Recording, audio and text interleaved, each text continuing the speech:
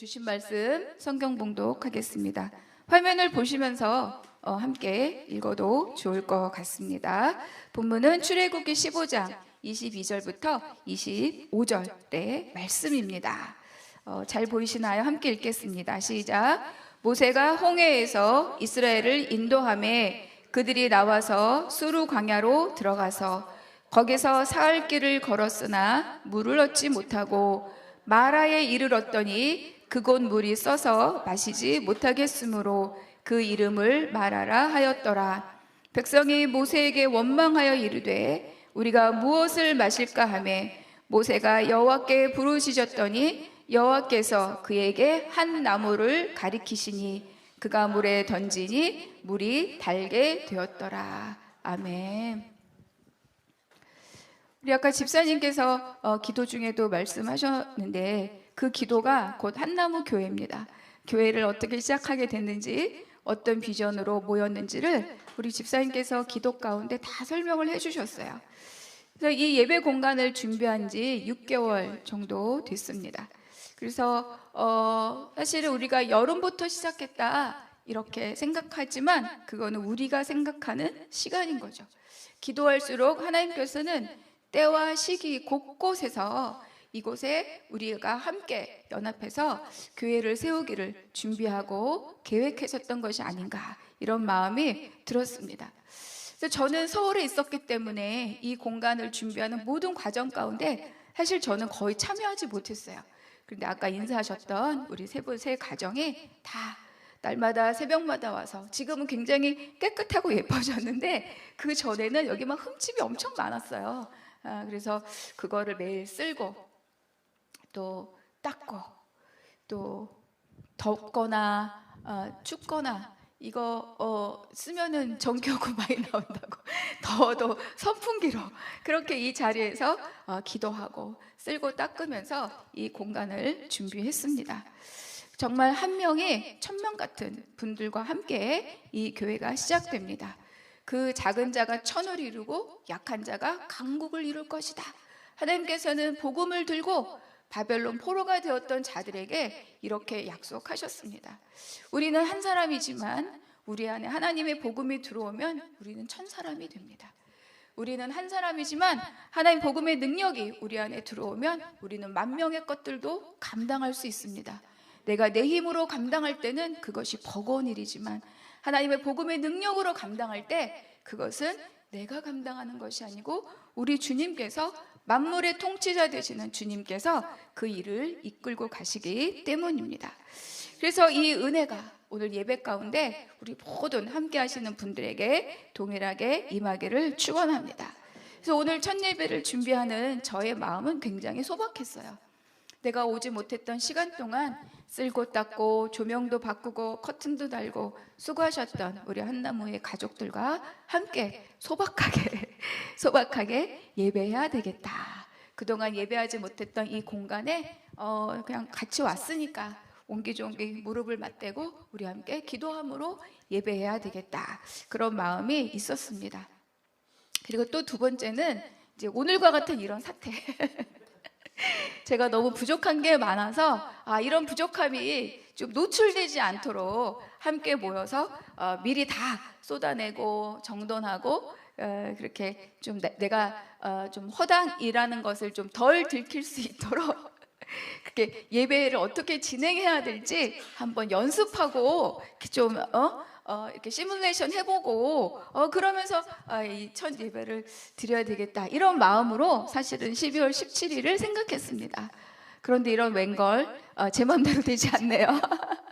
멀리서 와주시고 또 어르신들도 참여해 주시고 또 많은 분들이 이 시간을 기억하면서 기도해 주시고 있었습니다.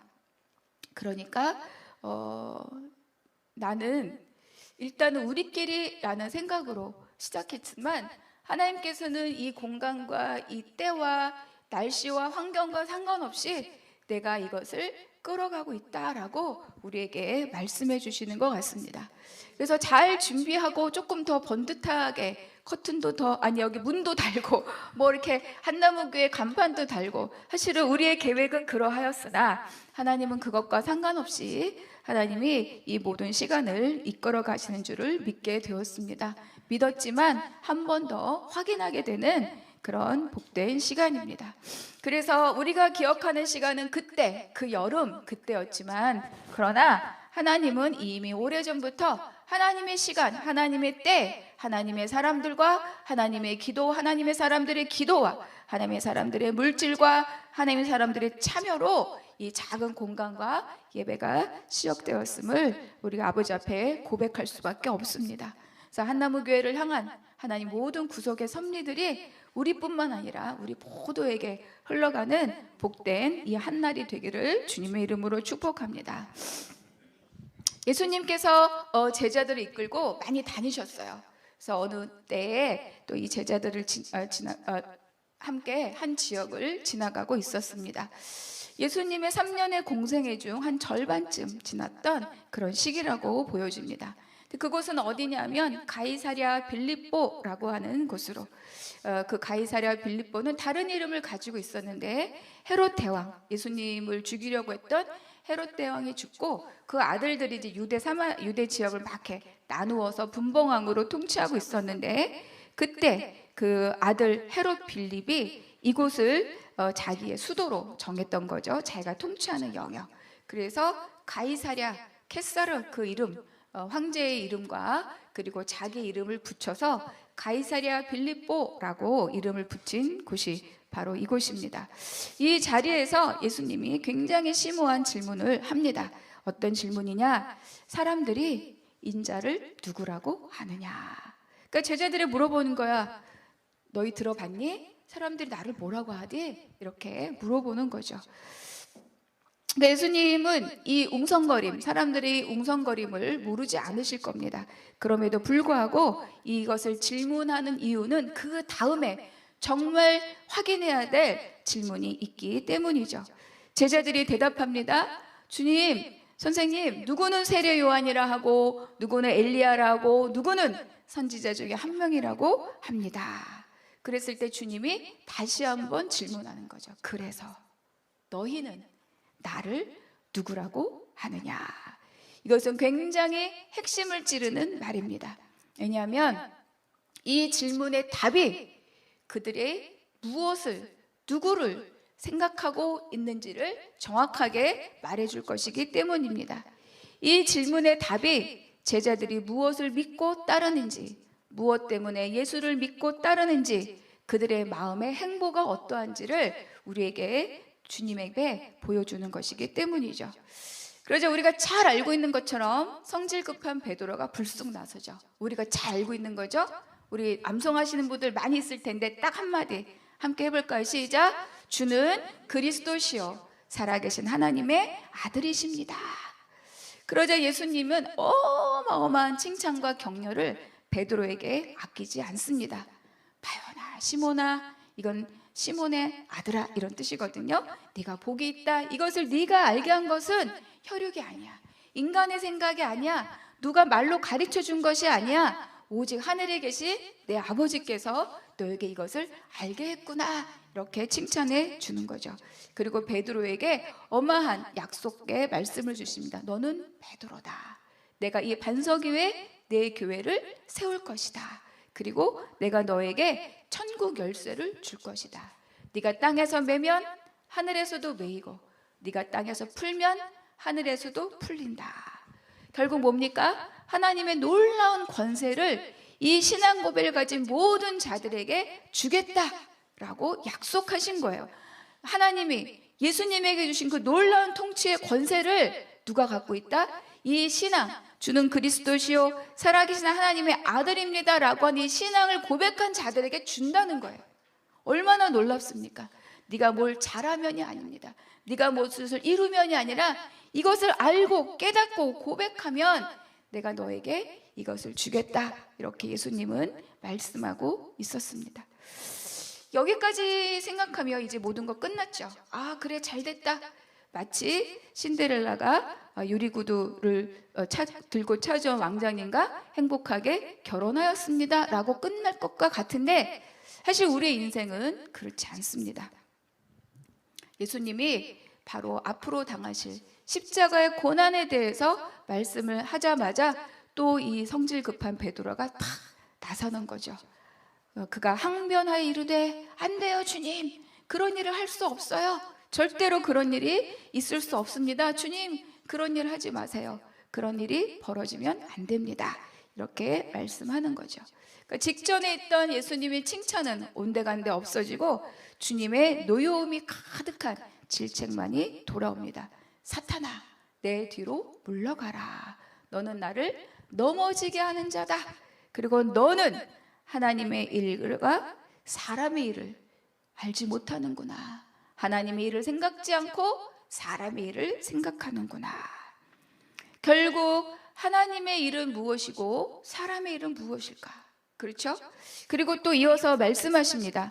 누구든지 나를 따라오려거든 주님이 가시는 길, 그것이 죽음의 길이든 생명의 길이든 내가 죽는 길이든 내가 살아나는 길이든 주님의 가는 길을 따라가려거든 자기를 부인하고 자기 십자가를 지고, 그렇죠? 나를 따를 것이다. 이것이 하나님의 일을 하는, 그리고 하나님의 길을 따르는 하나님께서 우리에게 주신 삶의 원칙입니다. 나의 열심으로 가는 것도 아니고 나의 비전으로 가는 것도 아닙니다. 오직 주를, 자기 십자가를 지고 날마다 따를 때에만 주님이 가는 길을 갈 수 있는 거죠. 내가 나의 깃발을 높이 들고 가는 것이 아니라 내 깃발을 버리고 주님이 두신 그 맨발로 가신 가시밭길을 내가 따라갈 때, 그때 가는 거죠. 그래서 이 고백을 한 베드로는 그 인생이 어떠했습니까?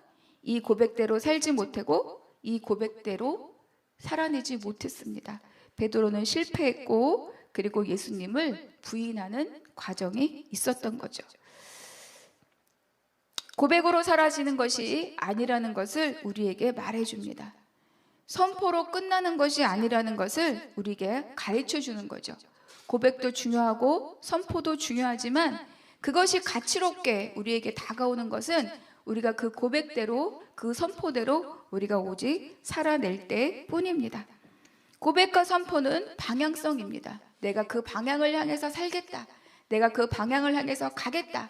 내가 그렇게 가겠다라는 방향성이지만 정말 거기를 가는 것은 내가 시동을 걸고 차에 머리를 돌리고 핸들을 꺾어서 달려나갈 때에만 그 고백이 나에게 가치로, 그 고백이 나에게 능력으로, 그 고백이 나에게 삶으로 우리에게 자리매김하는 거죠. 그렇기 때문에 만약에 고백하고 살아내지 않는다면, 그러나 차머리는 돌렸지만 우리가 엑셀레이터를 밟지 않고 출발하지 않는 것과 같습니다. 고백과 선포를 살아낼 때 우리의 삶이 진정한 능력이 됩니다. 베드로는 자기의 놀라운 고백이 있었지만, 지금도 우리는 그 신앙 고백을 외우고 있지만 베드로는 그 신앙의 고백대로 살지 못했고 실패했습니다. 그래서 원래 살던 모양대로 고기를 잡던 사람으로, 그저 평범한 한 사람으로 되돌아갈 수밖에 없었는데, 그런데 그때 그 베드로를 찾아온 예수님을 다시 만난 후 그 고백대로 살아가는 참된 하나님의 제자가 된 거죠. 그래서 주님을 향한 고백대로 살아가는 방법은 뭐냐? 자기 십자가를 지는 것입니다. 그렇다면 자기 십자가를 지는 삶은 우리가 어떻게 살아야 하는가? 우리가 아까 읽었던 본문이 들어있는 출애굽기 19장은 매우 대조적인 두 개의 사건을 동시에 기록하고 있습니다.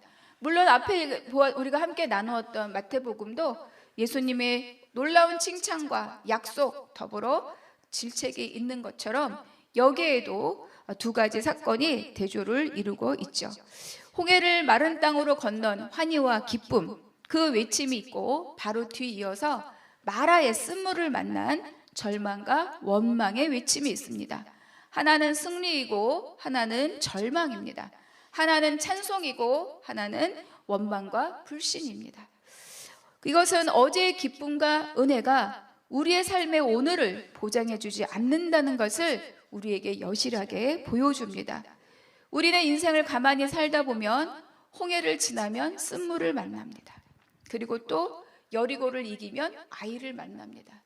다시 힘겹게 아이를 만나면 기브온의 배신을 경험하게 됩니다. 우리의 인생은 왜 이럴까요? 하나님께서는 우리의 인생에 이렇게 좋은 것과 좋지 않은 것, 원하는 것과 원하지 않는 것을 주고받다가 그렇게 끝나도록 우리에게 이런 인생을 주셨을까?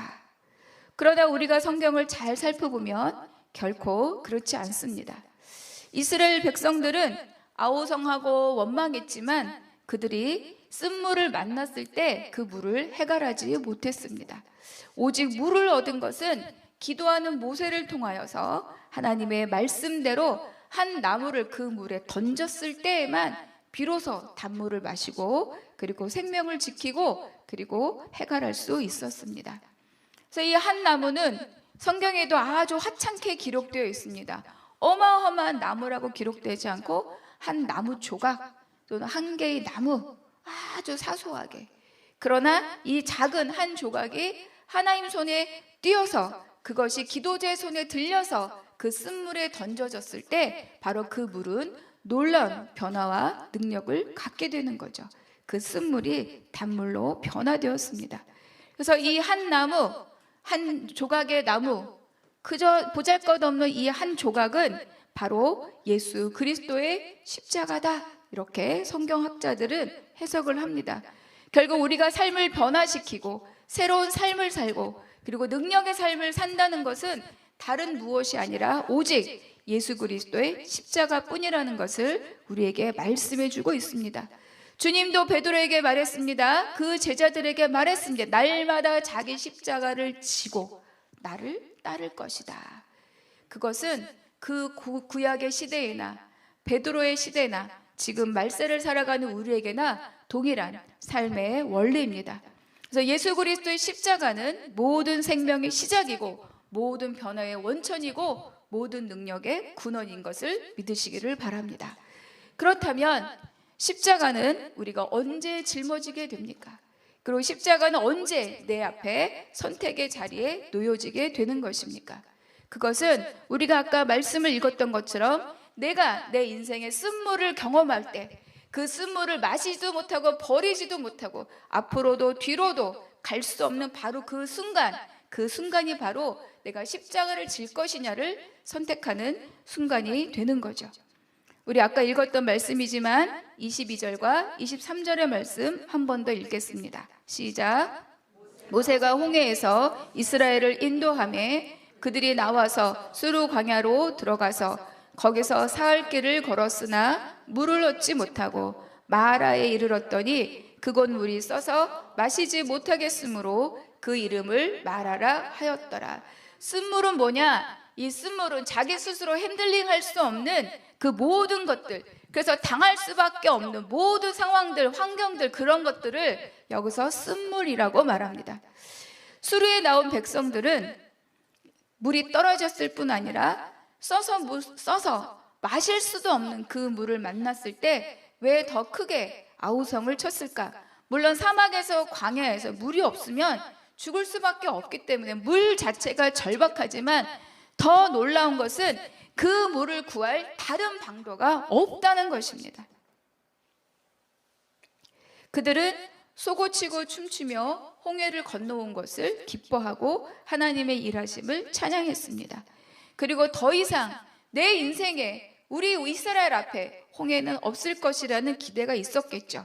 그리고 더 이상 우리를 추격하는 바로의 군대는 더 이상 없다. 우리를 따라오는 병거는 더 이상 존재하지 않는다라고 믿었습니다. 그것은 맞습니다. 그리고 또 자신들의 인생에 두려움과 수치감을 안겨주었던 그 애굽의 고단한 삶, 그 놀라운 핍박의 삶은 다 끊어졌으니 이제 우리 인생 가운데 젖과 꿀만 먹으면 된다는 기대로 부풀어 있었을 것입니다. 그런데 쓴물을 만났습니다. 여러분, 병거는 없어집니다. 그리고 추격하는 군대도 없어집니다. 내 앞을 가로막는 홍해도 갈라집니다. 그러나 그것이 끝이 아닙니다. 그리고 그 앞에는 다시 쓴물이 나타나는 거죠. 그들은 얼마나 당황했겠습니까? 쓴물이어서 마실 수가 없는데 이제는 돌이켜 갈 수 있는 길까지 막혔으니 더 이상 되돌아갈 수도 없습니다. 추격전은 없어졌으나 우리의 발목을 잡는 또 다른 쓴물이라는 환경이 우리의 삶을 맴돌고 도사리고 있는 거죠. 할 수 있는 것이 하나도 없이 꼼짝없이 죽을 상황에 놓여지게 되고 그 죽을 상황을 당해야만 되는 이 비통하고 원통한 환경 가운데 놓여지게 되는 거죠. 그래서 쓴물은 우리의 모든 인간적인 기대감이 무너지는 자리입니다. 이제 곧 젖과 꿀만 먹으면 되겠다. 이제 더 이상 아무것도 우리를 회방하지 못하겠다. 나는 가기만 하면 된다. 라고 했던 그 기대, 그 설레임을 다 산산조각 내는 것이 바로 쓴물입니다. 우리 인생에도 이런 쓴물이 있습니다. 모두가 다 같은 쓴물을 마시는 것은 아닙니다. 각자 자기의 연약함을 핑계댄, 그리고 자기가 삶의 결핍으로 만들어진 그 지점으로부터 각자의 쓴물이 올라오는 거죠. 관계의 쓴물이 있습니다. 부모님 때문에, 부모님의 건강 때문에, 부모님의 가난 때문에, 부모님의 무지 때문에 나는 하고 싶은 것을 하지 못했다. 이것이 내 인생의 발목을 잡는 쓴물입니다. 배우자로 인한 쓴물이 있습니다. 그의 무능함 때문에, 그의 비겁함 때문에, 그의 또 어떤 무책임함 때문에, 그가 나를 두고 멀리 간 것 때문에 그것으로 인해서 내 인생에 이것밖에 되지 않는다라고 말하는 쓴물이 우리 안에 있을 수 있죠. 자녀로 인한 쓴물도 있습니다. 자녀의 건강 또는 자녀의 질병, 자녀의 학업, 그를 뒷바라지 하느라고, 그를 키워내느라고 내 인생을 포기하고 그 아이들을 키운다고 내 인생을 내가 살아낼 수 없었다라고 생각하는 쓴물인 거죠. 내 인생의 날개를 그것 때문에 펼치지 못했다. 내 인생이 이것밖에 되지 않은 것은 그것 때문이다. 가난한 부모만 아니었다면, 무능한 배우자만 아니었다면, 또 아픈 자녀만 아니었다면 나는 다른 인생을 살 수 있었을 텐데 라고 생각하는 것이 바로 인생의 쓴물입니다. 그래서 이런 생각을 계속 반복하면서 하나님이 오늘 주실 은혜를 누리지 못하고 있는 것, 이것이 바로 쓴물을 들이키는 인생인 거죠. 또 돈의 쓴물도 있습니다. 돈만 있었다면, 그때 우리 집에 내가 돈만 있었다면 고칠 수 있었을 텐데, 돈만 있었다면 학교에 갈 수 있었을 텐데, 돈만 있었다면 해결할 수 있었을 텐데. 정말 그럴까요? 욕망과 욕심에 쓴물이 있습니다. 내가 그 위치에 있었다면, 내가 올라갈 수 있었다면, 내가 그만큼에 있었다면 이런 일은 다 경험하지 않아도 되었을 텐데, 이런 생각들, 그 학교만 들어갔어도, 그 공부만 했어도, 그 자격증만 땄어도, 내가 그만큼의 지위만 갖고 있었어도 이런 원통한 일은 당하지 않을 텐데, 바로 이것이 우리 인생의 쓴물입니다. 기대가 무너지고 쓴물을 마주하니까 잠시 은혜로 포장되어 있던 우리 내면의 악한 본성들이 다 올라옵니다. 결국 그 본성을 어쩌지 못하고 그 쓴물에 머리를 박고 그 쓴물을 내 힘으로 퍼내면서, 그 쓴물을 내 힘으로 퍼내면 또 다른 맑은 물이 있을까 기대함으로 또 다른 실망을 자초하는 것이 우리의 인생입니다. 그러나 여러분, 이 쓴물은 내 힘으로 바꾸지 못합니다. 왜 그렇습니까? 이 쓴물은 하나님께서 우리에게 계획 가운데 배열해 주신, 하나님이 주신 환경이기 때문입니다. 우리 인생이 하나님의 계획 아래 있는 한 우리 힘으로 그 쓴물을 감당하지 못합니다. 쓴물을 마주함으로 올라온 나의 모든 추악한 본성들은 내가 이를 악물고 감당하는 것이 아니라 그 모든 것들을 들고 오직 주님 앞에 나아갈 때에만 해결이 되는 것입니다. 왜 그렇습니까? 우리는 홍해를 건넌 사람들이기 때문입니다. 이스라엘 백성들은 홍해를 마른 땅으로 건넌 후에 춤추고 소고치고 주님을 찬양했지만 그 홍해를 걷는 것이 무엇인지를 알지 못했습니다. 우리가 6월절은 어린 양의 피를 문설주에 바름으로 죽음의 영이 넘어갔죠. 그래서 이 6월절은 예수가 죽음으로, 어린 양이 죽음으로 내가 살아나는 구원의 첫 번째 구원의 십자가입니다. 그래서 거기서 끝난 것이 아니라 그들을 이끌고 다시 하나님이 어디를 가게 하십니까? 굳이 홍해를 건너게 하십니다. 이스라엘 백성들이 애굽을 나와서 가나안으로 가는 길은 이 길이 아니고도 두 개의 길이 있었어요. 더 빠르고 물을 지나지 않아도. 그런데 하나님께서는 굳이 홍해의 광야길로 돌려서 이들을 광야, 홍해 앞에 서게 했던 거죠. 이 홍해를 건넌다는 것은 이번에는 반대로 내가 죽는 겁니다. 내가 죽는 거죠. 내가 죽고 예수로 살아나는 세례의 십자가, 바로 두 번째 십자가입니다. 처음에는 예수가 죽고 어린 양이 죽음으로 내가 살아나는 구원의 십자가이고, 홍해를 건넌다는 것은 내가 죽고 예수로 살아나는 두 번째 세례의 십자가입니다. 그들이 우리가 세례의 십자가를 가졌기 때문에, 우리가 세례의 십자가를 맛보았기 때문에 이 쓴물은 그 환경이 어떠하든지 간에 내가 내 힘으로 이기는 것이 아니라 오직 예수 그리스도 한 분을 붙들고 갈 때만 그 다음 길이 열린다는 것을 우리에게 말씀해 줍니다. 그래서 모든 기대가 무너지는 그 자리에 있으시다면 주님을 붙들고 일어서기를 축원합니다. 한 나무는 예수 그리스도의 십자가이며 모든 변화의 시작입니다. 그러면 두 번째로 십자가는 어떻게 짊어져야 합니까? 십자가가 있는, 쓴물이 있는 그 현장을 버티고 살아내므로 나의 십자가를 짊어지는 것입니다. 24절, 25절 함께 읽겠습니다. 시작. 백성이 모세에게 원망하여 이르되 우리가 무엇을 마실까 하며 모세가 여호와께 부르짖었더니 여호와께서 그에게 한 나무를 가리키시니 그게 물에 던지니 달게 되었더라. 여기입니다. 지금 여기, here and now. 하나님의 구속사를 사는 길은 나의 우물을 파는 것이 아닙니다. 나의 깃발을 높이 드는 것이 아닙니다. 하나님의 구속사를 사는 길은 지금 하나님이 내 삶의 자리에 베푸신 그 삶의, 쓴물의 삶의 환경까지도 내가 결단코 피하지 않고 지키고 그것을 살아내는 것으로부터 시작된다고 우리에게 말씀해 줍니다. 백성들은 물이 없다는 사실에 절망했겠죠. 그리고 원망으로 회피하면서 그 쓴물을 들이켰습니다. 모세의 마음에도 낙심이 없었을까요? 모세의 마음에 다른 기대감이 없었을까요? 그러나 모세는 그랬다 하더라도 그것을 들고 주님 앞에 나아가서 하나님께 부르짖어 기도합니다.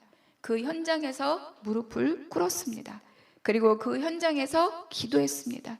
이것이 날마다 자기 십자가를 지고 주의 길을 따르는, 십자가를 짊어지는 방법입니다.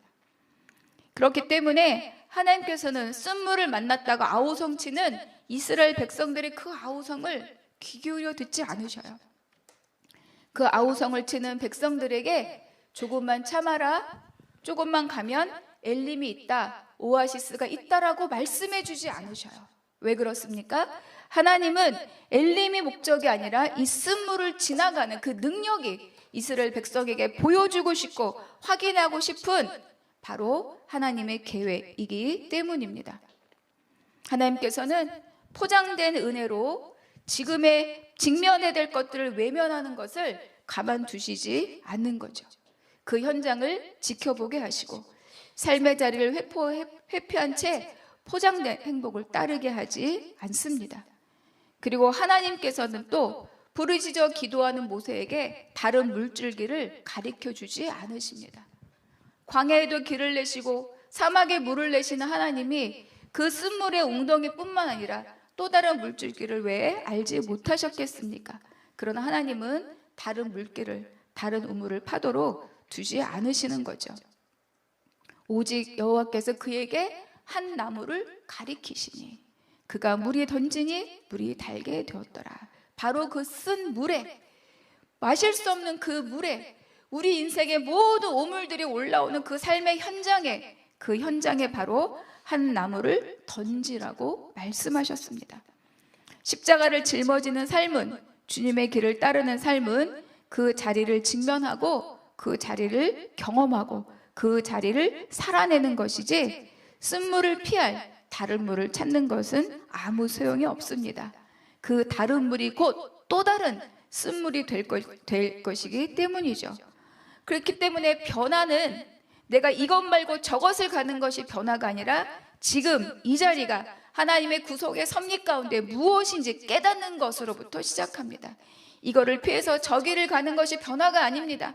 내가 이 자리에 있음으로 내가 바라야 될 것들을 바라고 살아내야 될 것들을 살아내고 경험할 것들을 경험하고 버텨야 될 것들을 버티고 감당할 것들을 감당한 후에, 그래서 하나님께서 이 일을 어떻게 풀어가시는 것을 보고 난 후에 그때 내가 그 변화를 경험하게 되는 거죠.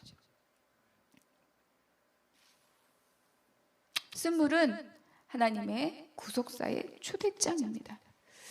그래서 혹시 지금 내가 마시지도 못하고 떠나지도 못하는 소용없는 그런 환경에 놓여 있습니까? 여러분, 다른 우물을 파지 마십시오.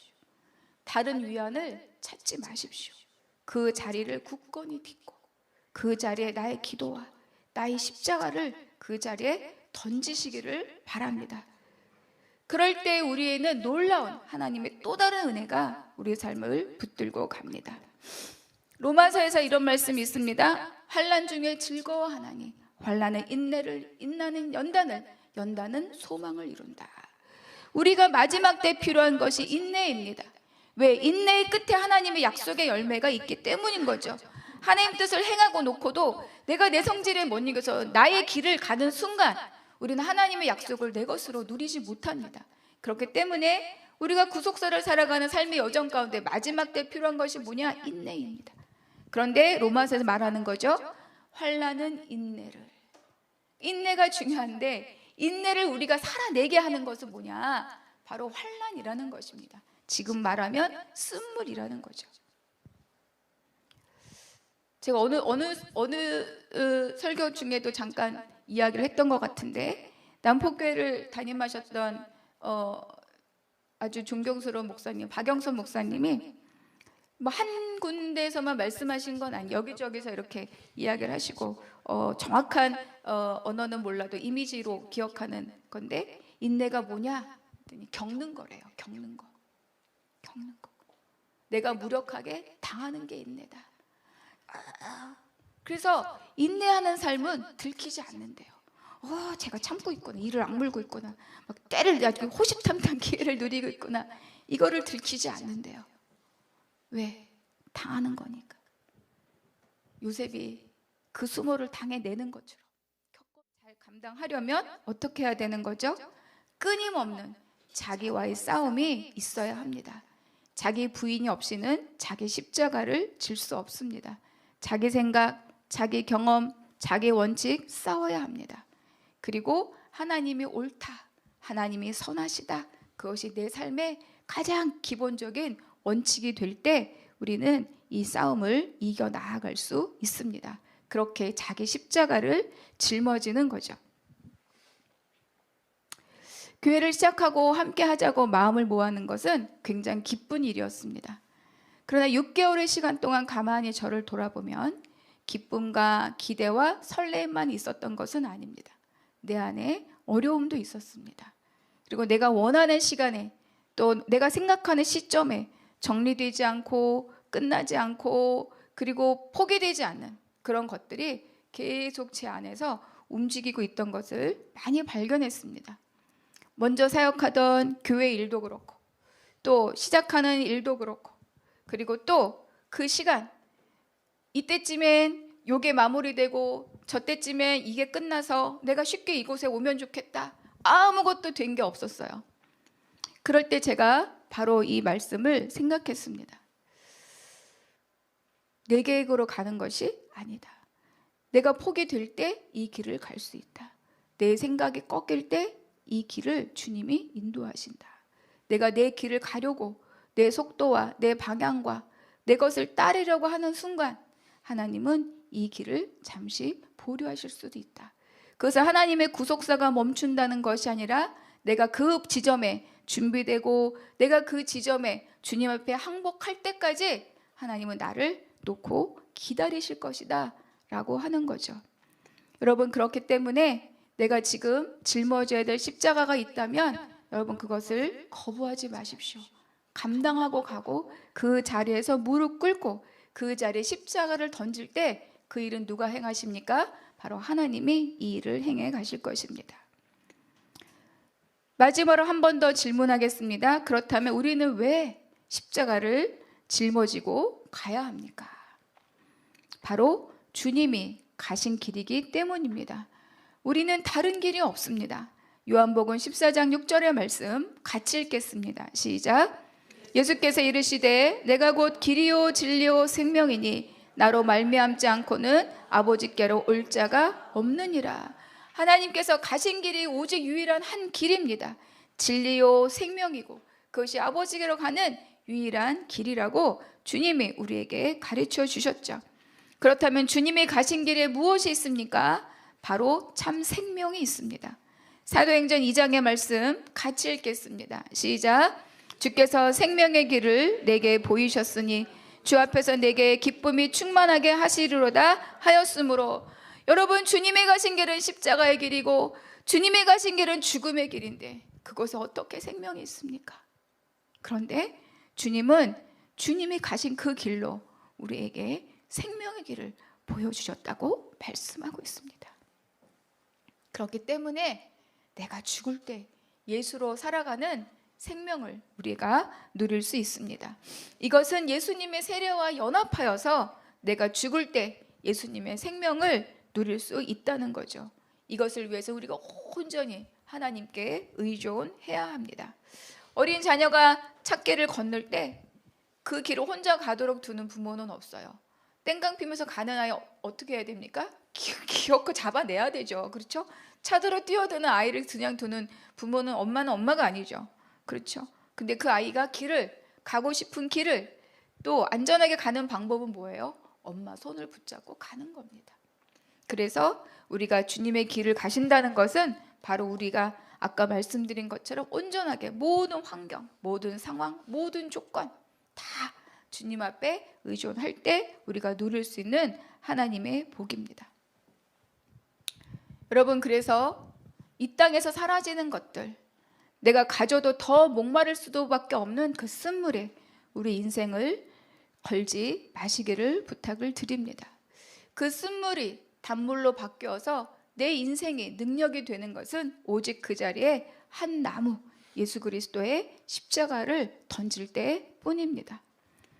우리 한나무교회는 바로 이렇게 십자가를 붙들고 가는 아버지의 교회가 되기를 기도합니다.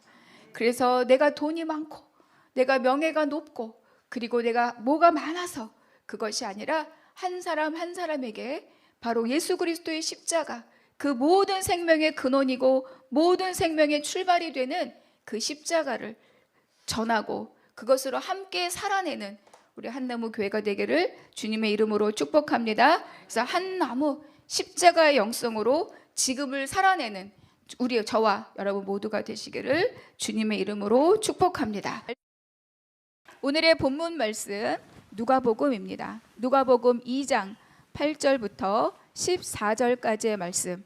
누가복음 2장 8절부터 14절까지의 말씀 우리가 한 목소리로 함께 읽겠습니다. 시작. 그 지역의 목자들이 밤에 밖에서 자기 양떼를 지키더니 주의 사자가 곁에 서고 주의 영광이 그들을 두루 비추매 크게 무서워하는지라. 천사가 이르되 무서워하지 말라. 보라, 내가 온 백성에게 미칠 큰 기쁨의 소식을 너희에게 전하노라. 오늘 다윗의 동네에 너희를 위하여 구주가 나셨으니 곧 그리스도 주시니라. 너희가 가서 강보에 쌓여 구유에 뉘어있는 아기를 보리니 이것이 너희에게 표적이니라 하더니 호련히 수많은 천군이 그 천사와 함께 하나님을 찬송하여 이르되 지극히 높은 곳에서는 하나님께 영광이요 땅에서는 하나님이 기뻐하신 사람들 중에 평화로다 하니라. 아멘. 오늘 말씀의 제목은 사람 존귀한 하나님의 형상입니다. 이번 주 내내 날이 많이 추웠습니다. 그렇죠? 그래서 요즘 독감도 유행하고 또 알게 모르게 코로나로 고생하시는 분들도 가끔 보게 됩니다. 모두 건강에 유의하시기 바랍니다. 우리 아까 모두 다 환영했지만 또 옆에 계신 분들에게 이렇게 한번 인사하면 좋겠습니다. 당신은 존귀한 사람입니다. 당신은 존귀한 사람입니다. 네. 제가 좋아하는 여러 가지 단어가 있는데 그 중에 환대라는 단어를 참 좋아합니다. 환대의 이 사전적 정의는 반갑게 맞아주어 후하게 대접함이라고 되어 있습니다. 영어는 우리도 잘 알고 있는 welcome이라는 단어가 있고요. 또 hospitality라는 단어를 사용하기도 하더라고요. 또 환대뿐만 아니라 환대하다, 이거를 이렇게 찾아보니까 여러 가지 표현이 있는데 그 중에 give a warm reception 이런 표현이 있고요.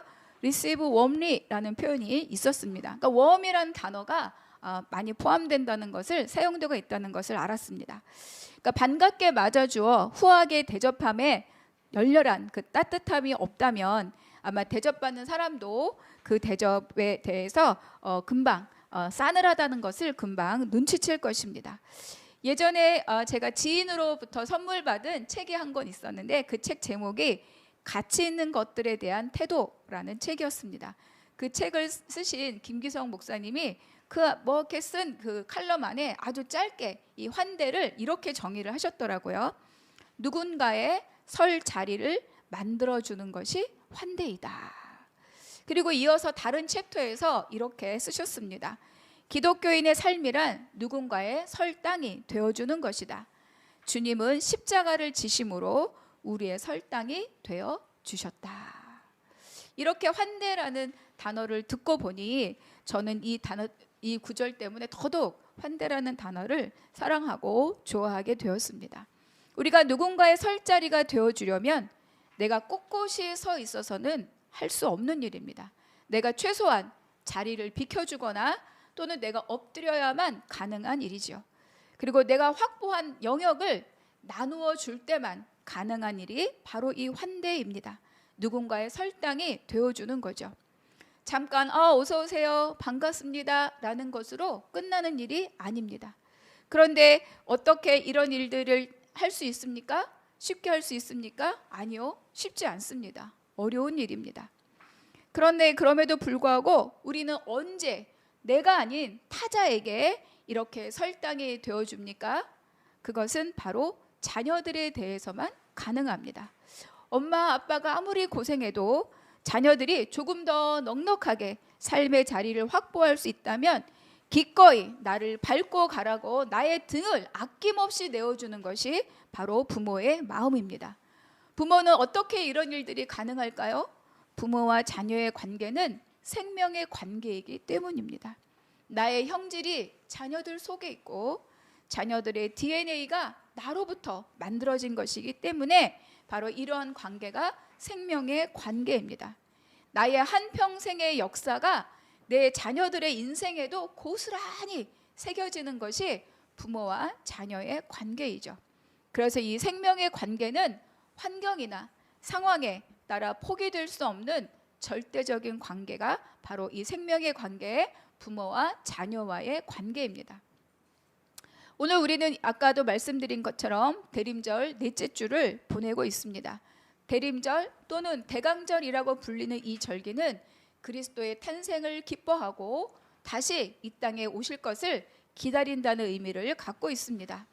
예수 탄생 전, 그러니까 성탄일 전 4배의 주를 이 대림절로 우리가 지키고 있죠.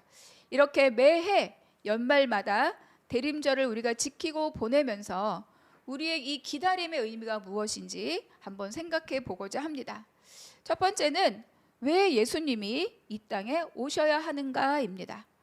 예수 그리스도는 우리의 구속사의 시작이고 그리고 우리 구속사의 완성입니다. 창세기 3장 15절의 말씀 우리 한번 같이 읽겠습니다. 시작.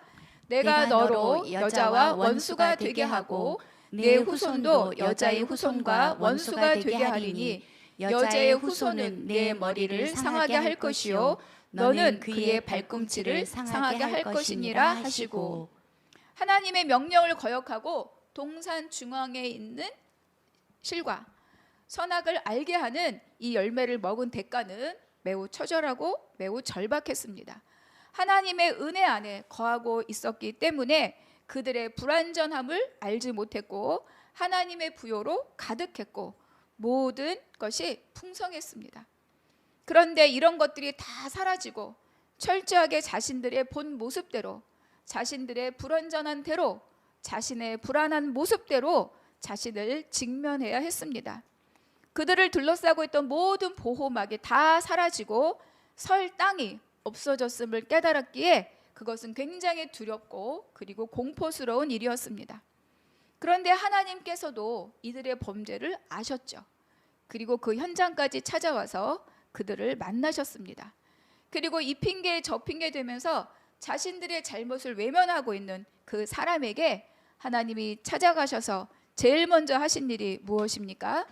그것은 그들의 부끄러움을 가려주는 일이었습니다. 그리고 두 번째는 그들이 살 길을 만들어주는 일이었습니다. 하나님의 땅에 하나님을 거역한 사람들을 두실 수는 없었기에 하나님의 동산에서 쫓아내기는 하셨지만 그들이 다시 그 동산으로, 그 하나님 품으로, 하나님 나라로 되돌아올 수 있는 길을 마련해 두신 것이 아까 읽었던 15절의 말씀입니다. 우리가 삶을 살면서 가장 아득할 때가 언제입니까? 이제 더 이상 길이 없다라고 생각할 때입니다. 그때 많은 사람들이 죽음을 떠올리죠. 그러나 하나님은 우리 모든 인생의 끝자락을 붙들고 살 길을 마련해 주셨습니다. 여자의 후손, 하나님께서 주신 다시 되돌아올 그 살 길이 바로 여자의 후손으로 열린 생명의 길입니다. 여자의 후손이 누구십니까? 바로 예수 그리스도입니다. 하나님께서 이 살 길을 끌어가는 모든 역사를 우리는 구속사다 이렇게 이야기합니다. 그렇다면 하나님의 구속사는 어떻게 흘러가고 있는가? 하나님의 구속사는 사람들의 역사 안에서 진행되고 성취됩니다. 오늘 본문이 들어있는 2장의 1절과 2절 우리가 한번 함께 읽겠습니다. 시작. 그때 가이사 아구스도가 영을 내려 천하로 다 호적하라 하였으니 이 호적은 구레뇨가 수리아 총독이 되었을 때 처음 한 것이라. 예수님의 탄생할 그때는 로마의 일대 황제 가이사 아구스도 또는 아우구스투스라고 하죠. 그 사람의 통치 기간이었습니다.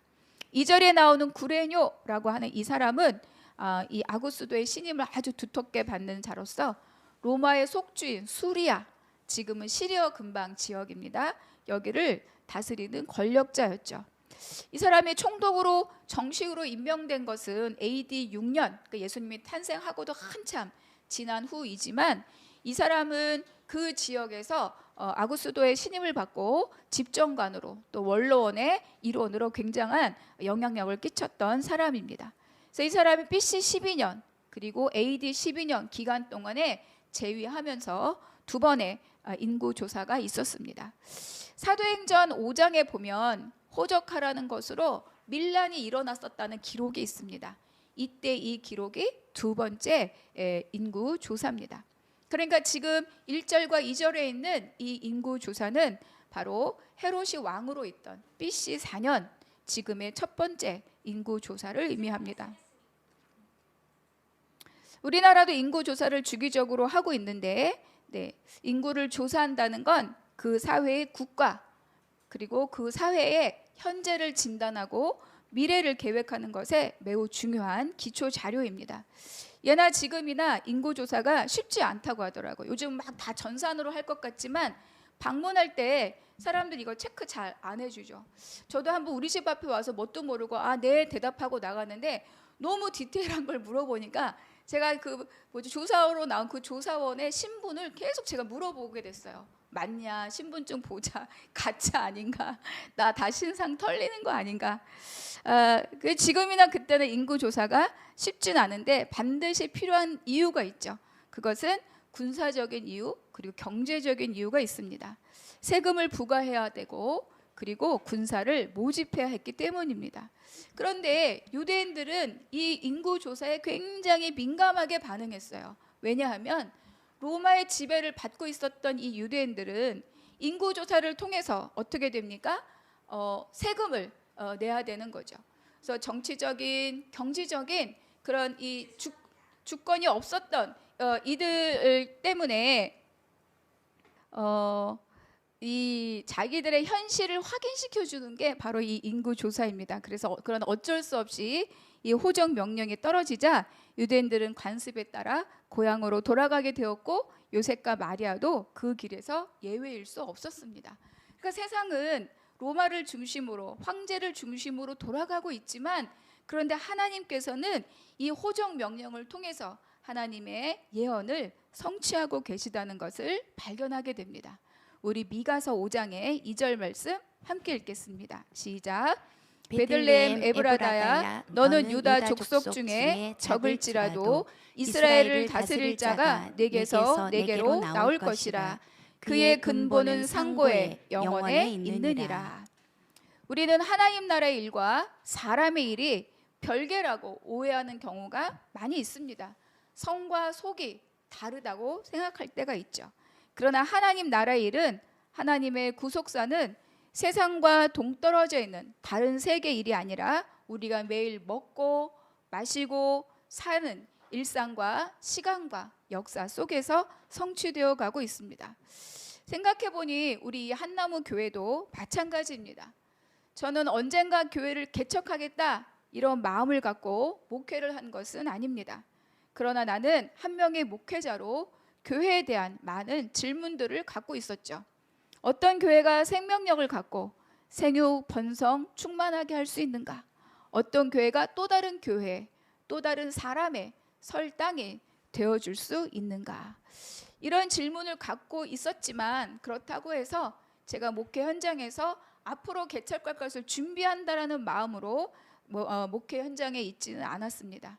그저 날마다 맡겨진 사역과 목양 현장을 성실히 감당하는 것이 제 일이었습니다. 그리고 또 교회 질서를 벗어나지도 않으나 그러나 안주하지 않는 그런 것이 나의 삶이었죠. 그러니까 그렇게 성실하게 쌓여진 이 시간들이 하나님의 때에 하나님의 사람들과 더불어 하나님이 드러내게 하신 것이 이 한나무 교회라고 믿습니다. 교회를 함께 시작한 우리 성도들이 제가 그런 부탁을 한 적이 없어요. 내가 언젠가 개척하면 나를 따르라 이런 부탁을 드린 적이 없습니다.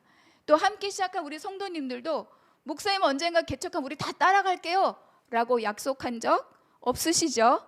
각자 자신의 삶의 현장을 잘 살아내고 있었는데 그러나 어느 날 하나님께서 이 한나무를 통해서 함께 만나게 하시고 예배하게 하셨습니다. 그렇기 때문에 우리의 모든 관계는 이 한나무 교회를 중심으로 더 깊어지고 더 넓어질 새로운 구속사의 관계로 다시 시작된 것입니다.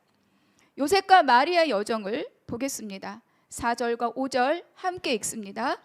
요셉도 다윗의 집 족속이므로 갈릴리 나사렛 동네에서 유대를 향하여 베들레헴이라 하는 다윗의 동네로 그 약혼한 마리아와 함께 호적하러 올라가니 마리아가 이미 잉태하였더라.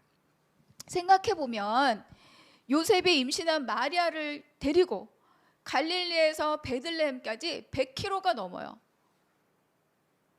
KTX 없고 자동차 없습니다. 얼마나 그 길이 험했습니까?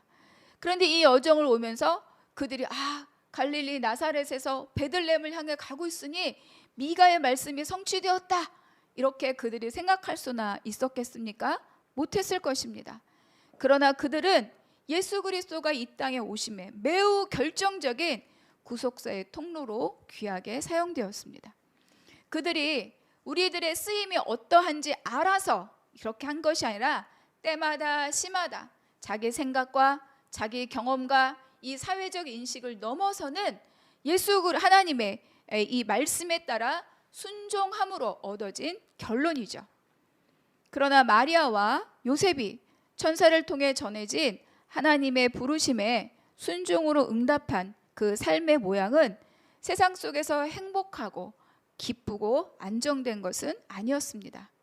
감당해야 되고 감내해야 되고 겪어야 하고 이전보다 더 많은 질문을 가슴에 품고 살아가야 했습니다. 도대체 이게 뭔가? 그러면서도 그때 그러지 말걸이라며 지난 시간의 순종의 응답을 후회하지 않았고 질문을 갖고 믿음의 길을 걸었던 사람들이 바로 이 두 사람입니다. 그래서 우리 안에 질문이 있다는 것은 불순종이나 불신앙이 아니라 믿음의 길을 가기 위한 우리의 씨름의 시간입니다. 우리는 이 씨름을 통해서 성장하고 성화되어 가는 것입니다. 그래서 오늘 나에게 이 믿음의 삶에 대한 질문이 있다고 스스로 불순하다고 생각하지 마십시오. 또 하나는 질문이 생겼으니 믿지 못할 것이라 생각하고 교회를 떠나거나 주님을 떠나지 마시기를 바랍니다. 우리가 할 일은 이 질문을 들고 주님 앞에 나아가는 것이 믿음입니다. 그 질문을 통해서 하나님 나라를 경험하게 하고 하나님 나라를 발견하게 할 것이기 때문이죠. 마리아와 요셉의 삶이 그랬던 것입니다. 그래서 우리는 오늘을 잘 살아내는 것이 저와 여러분이 삶의 자세입니다. 그렇다면 이 하나님 나라의 이 일은 과연 누구에게 들려졌는가? 우리가 말씀 8절과 9절 함께 읽겠습니다. 그 지역의 목자들이 밤에 밖에서 자기 양떼를 지키더니 주의 사자가 곁에 서고 주의 영광이 그들을 두루 비추매 크게 무서워하는지라. 목자들에게입니다. 목자들에게 주의 사자와 주의 영광이 비추어졌다라고 기록하고 있습니다. 목자들이 밖에 있었다는 것은 잠시 나가 있는 게 아니에요. 목자들이 밖에 있었다는 것은 들에서 살고 있었다라는 것을 의미합니다. 들에서 살면서 거기서 삶을 살면서 양들을 지키고 있었다는 말입니다. 그리고 당시 목자들은 신분이 천했기 때문에 그들의 말은 증언으로도 채택되지 않았다고 합니다. 그러면 이런 목자들이 하는 일이 무엇입니까? 자기 목숨을 걸고 양을 지키는 자들입니다. 이것은 이제 태어날 지금 마리아의 배에 잉태되어 있는 바로 만물의 왕 예수 그리스도의 삶을 그 모습을 우리에게 상징적으로 나타내는 것이죠. 예수님이 우리에게 주의 생명을 우리에게 그분의 생명을 걸지 않았습니까? 생각해보면 아브라함도 양을 쳤고 모세도 양을 쳤고 그리고 다윗도 양을 치는 목동이었습니다. 다윗이 내가 누구인지 내가 왜 이 전쟁에 나가도 되는지를 사울 앞에서 이야기할 때 이렇게 고백합니다. 사무엘상 17장의 말씀 한번 같이 읽겠습니다. 시작. 다윗이 사울에게 말하되 주의 종이 아버지의 양을 지킬 때 사자나 곰이 와서 양떼에서 새끼를 물어가면 내가 따라가서 그것을 치고 그 입에서 새끼를 건져내었고 그것이 얼마나 나를 해오고자 하면 내가 그 수염을 잡고 그것을 쳐 죽였나이다. 한 마리도 양 한 마리도 빼앗기지 않겠다고 내가 해함을 입어도 절대로 이 양을 내가 놓치지 않겠다고 달려드는 것이 목동입니다. 이것이 왕이 백성을 위해서 할 일을 보여주는 거죠. 다윗을 통해서 참 목자의 모습을 우리에게 상징적으로 드러내주고 있습니다. 예수님이 우리에게 그랬던 것처럼 14절의 말씀 함께 읽겠습니다. 시작. 지극히 높은 곳에서는 하나님께 영광이요 땅에서는 하나님이 기뻐하신 사람들 중에 평화로다 하니라. 그러니까 로마 황제가 있었고 그렇죠? 그러나 찬송은 누가 들었습니까? 하늘의 찬송은 들에서 밖에서 양을 치고 있던 목자들, 비천한 목자들에게 들려졌습니다. 로마 황제가 역사를 끌고 가는 것 같지만 그러나 하나님의 일의 도구일 뿐 하나님의 영광을 발견하는 것은 양을 위해서 이슬을 먹고 목숨을 거는 목자들이었습니다. 그래서 우리가 세상에서 높은 사람이 되는 것이 중요하지만 그 높은 것이 되는 것에 내 인생을 걸 필요가 없습니다. 높은 것이 되어도 하나님 손에 쓰임받지 못하는 것은 하나님 나라에 아무 소용이 없는 거예요. 내가 내 자리에서 내 삶을 오늘을 성실히 살아가는 그 삶을 하나님께서 들어 쓰실 때 그것은 영광이 되고 그것은 빛이 되고 그것은 나라를 이루고 그것은 생명을 살리는 하나님 나라의 일이 될 것입니다. 그렇기 때문에 지금 내 현실이 조금 부족하다 하여도 낙심하지 마십시오. 하나님께서는 이런 우리를 찾아오시고 하나님 나라의 일에 참여하도록 우리를 다루시고 이끌어 가십니다. 그렇다면 이렇게 주님의 오심이 왜 우리에게 큰 기쁨의 소식입니까? 10절과 11절 함께 읽겠습니다. 시작. 천사가 이르되 무서워하지 말라. 보라, 내가 온 백성에게 미칠 큰 기쁨의 좋은 소식을 너희에게 전하노라. 오늘 다윗의 동네에 너희를 위하여 구주가 나셨으니 곧 그리스도 주시라. 예수님의 나심은 우리에게 자유이고 우리에게 회복입니다. 하나님을 거역하고 에덴 동산에 쫓겨난 아담과 하와의 삶이 어떠했는지 우리는 창세기 말씀을 통해서 잘 알고 있어요. 참 평안이 없었습니다. 죄에 묶이고 낙심에 묶이고 미움에 묶이고 절망에 묶이고 타인의 평가에 묶인 삶이죠. 그러다 보니 참 만족이 없고 늘 다른 것을 찾아 자기 만족을 구하거나 또는 나를 고립시켜서 오히려 안전함을 얻으려고 했던 안타까운 삶입니다. 그러나 그 자리에 기쁨과 만족이 있을 리가 없습니다. 왜 그렇습니까? 우리의 빈 자리는 세상 것이 없어서가 아니라 오직 하나님의 빈 자리이기 때문입니다. 예수는 누구십니까? 바로 하나님의 본체이십니다. 그리고 예수님은 누구십니까? 바로 하나님의 아들이신 거죠. 아들 안에 아버지가 있듯 또 아버지 안에 아들이 있듯 예수님 안에 예수님이 곧 하나님이십니다.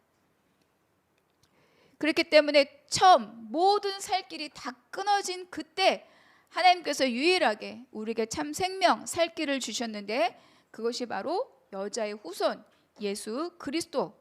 그렇다고 우리에게 말씀으로 약속해 주지 않으셨습니까? 그러니까 예수가 오심은 모든 되돌아갈 생명의 길이, 부요의 길이, 에덴 동산의 길이 열렸음을 우리에게 말해 줍니다. 그분이 곧 모든 것이기 때문에 다른 만족을 구할 일이 없는 거죠. 잃어버린 모든 것을 다시 되찾고 처음의 온전함으로 되돌아갈 길입니다. 우리는 이것을 구원이라고 말합니다. 너희를 위하여 구주가 나셨으니 곧 그리스도 주시니라. 그렇다면 예수님이 굳이 사람의 모습을 입고 사람으로 이 땅에 오신 이유가 무엇입니까? 바로 사람 때문입니다. 창세기 1장의 말씀 27절과 28절만 함께 읽겠습니다. 시작. 하나님이 자기 형상 곧 하나님의 형상대로 사람을 창조하시되 남자와 여자를 창조하시고 하나님이 그들에게 복을 주시며 하나님이 그들에게 이르시되 생육하고 번성하여 땅에 충만하라. 땅을 정복하라.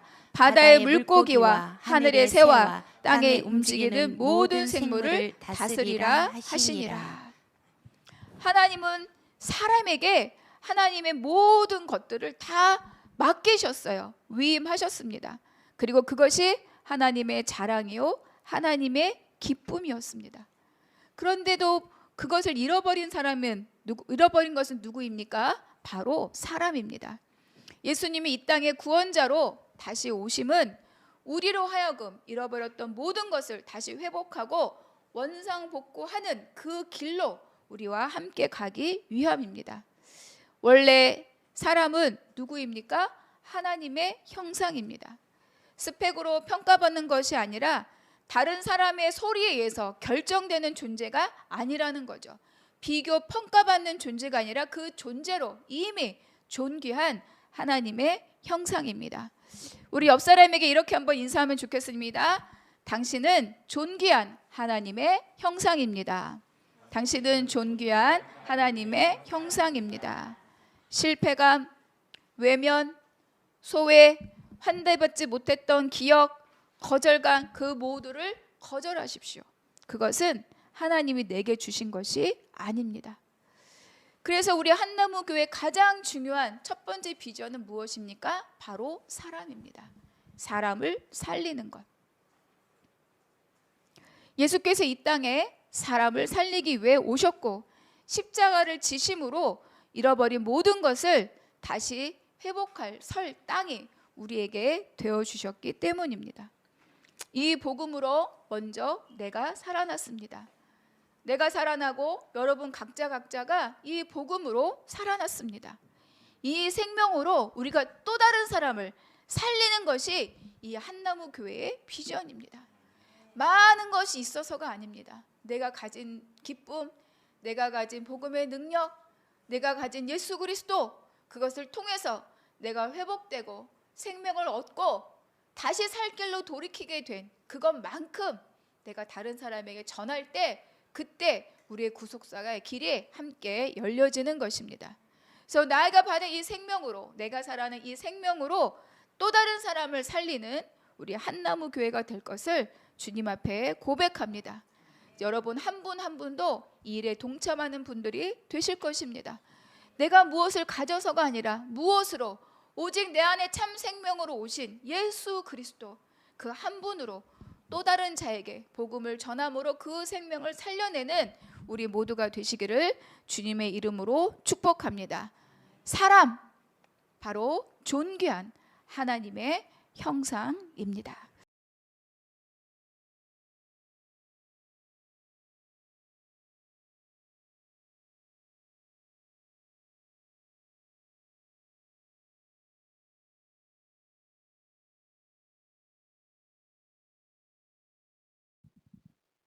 오늘의 본문은 에베소서 1장 22절과 23절의 말씀입니다. 한 목소리로 함께 읽겠습니다. 또 만물을 그의 발 아래에 복종하게 하시고 그를 만물 위에 교회로 머리로 삼으셨느니라. 교회는 그의 몸이니 만물 안에서 만물을 충만하게 하시는 이의 충만함이니라. 본문이 짧으니까 우리 한 번 더 함께 읽어보겠습니다. 시작. 또 만물을 그의 발 아래에 복종하게 하시고 그를 만물 위에 교회의 머리로 삼으셨느니라. 교회는 그의 몸이니 만물 안에서 만물을 충만하게 하시는 이의 충만함이니라. 아멘. 네, 아까 우리 다 축복하며 인사했지만 그래도 손을 뻗어서 이렇게 한번 인사하면 좋겠습니다. 2023년 참 수고하셨습니다. 네. 자, 그리고 주님 은혜 아래 우리는 승리했습니다. 네, 여러분 승리했습니다. 아멘. 네. 전 세계적으로 우리 삶과 또 우리 환경과 여러 가지 것에 지대한 영향을 끼친 것이 최근에 무엇일까 생각해 보면 코로나라고 누구라도 다 이야기할 것입니다. 처음 코로나가 뉴스로 전해진 것이 2019년 연말쯤이라고 기억이 돼요. 그리고 그 다음에 1월에 그게 이제 우리나라로 번져서 들어왔죠. 그리고 또 그것은 그냥 코로나 바이러스다로 끝나지 않고 특히 사람들이 모이는 교회에 굉장히 큰 타격을 주었습니다. 그래서 아마 그해 2월부터 교회가 예배를 드릴 수 없게 되고 정말로 1000년, 2000년 이렇게 흘러왔던 예배가 중단되는, 물론 중단됐다는 의미는 다른 것으로 해석할 수 있지만 그런 정말 초유의 사태가 2020년에 벌어졌습니다. 그래서 그때부터 거의 한 2년을 비대면 또는 인원을 제한한 채로 선택적인 그런 대면 예배를 드렸던 것이 기억이 납니다. 그 시기에 제 개인적으로도 가장 크게 경험했던 일이 있었는데 그것은 바로 이렇게 2020년 마지막 날 그 송구영신 예배를 집에서 드릴 수밖에 없었던 거죠. 그때는 감염자만 격리되는 게 아니라 접촉자도 2주 동안 격리를 시켰던 그런 때였습니다. 그래서 감염자가 교회를 한번 휩쓸고 가신 거예요. 저희 사무실도 들르시고 교육자실도 들르시고 그런데 그분이 그러고 난 다음 날 내가 코로나 확진됐다 이렇게 연락이 오신 거죠. 그래서 교회가 발칵 뒤집어졌어요. 그래서 막 이제 다 교직원이 다 보건소에 가서 검사를 받았고 그리고 이제 접촉된 그 상황에 따라서 이제 진짜 교회가 전부 다 한 사람도 빠짐없이 다 각각 가정에서 격리되는 그런, 그리고 교회가 완전히 셧다운 된 거죠. 그래서 그때가 마침 크리스마스 직후였어요. 그래서 2주였기 때문에 송구영신 예배, 신년 예배를 다 드릴 수 없는 그런 상황이 됐죠. 근데 마침 이제 영상에 관련된 목사님만 감염 접촉을 하지 않으셔가지고 그 목사님이 교회에 나가서 그 직전에 그 전해 드렸던 그 송구영신 예배를 다시 송출하면서 예배를 드렸습니다. 그래서 제가 집에서 송구영신 예배를 평생 처음 드리게 된 거예요. 이런 일이 있을 수 있나. 그래서 노트북을 켜놓고 그 앞에 옷을 쫙 입고 무릎을 꿇고 제가 예배를 드렸어요. 울면서 예배를 드렸어요. 정말.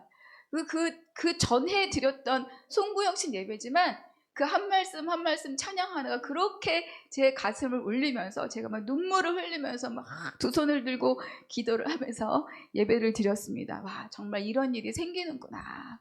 내가 교회를 가지 못한 일이 생기는구나.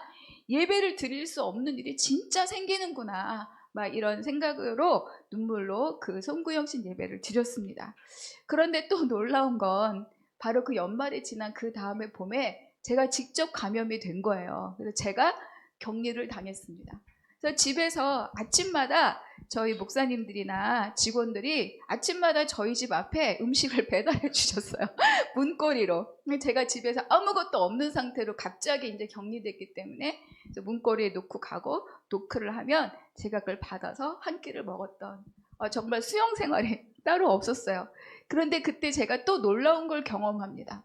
집에서 예배를 하잖아요. 수요 예배, 새벽 예배, 금요 예배, 모든 예배를 집에서 드리는데 그때 송구영신 예배를 무릎 꿇고 울면서 드렸던 그런 애절함이 없더라는 거죠. 그냥 예배를 드렸어요. 눈물을 안 흘렸습니다. 한편으로는 좀 편하다.